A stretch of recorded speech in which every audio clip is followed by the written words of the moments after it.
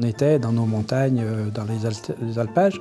Il n'y avait pas de matelas en laine, ni rien du tout, ça n'existait pas, c'était dans les villages. Mais en montagne, donc, c'était des paillasses de foin.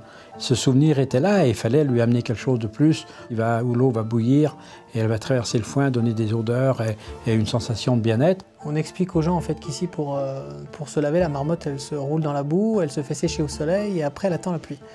Donc on a refait un plafond comme un terrier, on va dire.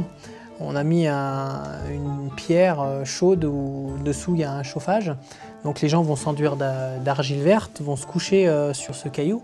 Et après, au bout de 25 minutes, en fait, il y a un orage qui se déclenche du plafond et là, vous permet de vous rincer et vous ressortez avec une peau de bébé, comme une marmotte qui sortirait de la douche. Le spa, donc on parle déjà avec la marque Meilleure Nature qui est à base de fleurs d'épilobe. Les épilobes, c'est un laurier sauvage. Tous les soins se font à partir de ça. Donc il y a des huiles, il y a des huiles de massage, il y a des sérums. On a fait une très très belle photo du lac du Loup en rasant l'eau.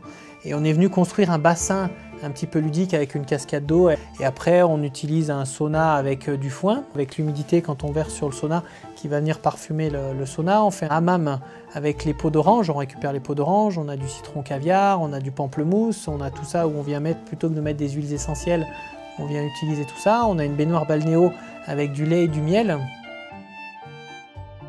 L'histoire, c'était quelle est l'identité d'un dessert en Savoie. Et tous les deux, tout de suite, on pense au biscuit de Savoie. La réflexion a été de comment, d'un biscuit de Savoie, on arrive à en faire un macaron.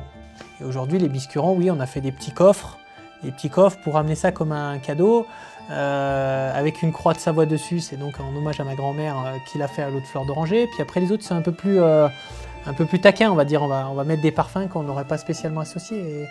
Et il faut garder cette idée de biscuit de Savoie, mais le plus vrai, c'est le biscuit de Savoie Gisèle, avec la croix de Savoie dessus. Et là, on est sur la fleur d'oranger et on ferme les yeux et on y est, quoi.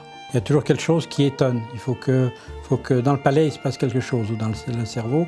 Et c'est ça, c'est notre cuisine qui fait qu'on amène toujours quelque chose. Nous, on veut faire une expérience, mais qui est parfaite, qu'on a goûté avant et qu'on sait exactement qu'elle va marcher.